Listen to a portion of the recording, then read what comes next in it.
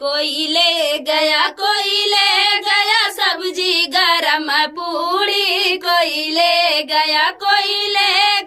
सब्जी गरम पूड़ी, कोई ले गया समधी के बहिनी के नेवता दिहली, अइबो कैली खइबो कैली, दुई चार पूड़ी चोरइबो कैली, कुत्ता जानी हम मरबो कैली, जोर जोर से चिल्लई बहू कैली। कोई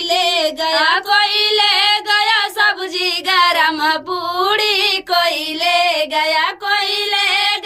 सब्जी गरम पूड़ी, कोई ले गया दुल्हे के बहिनी के नेवता दिहले, अइबो कैली खइबो कैली, दुई चार पूड़ी चोरइबो कैली, कुत्ता जान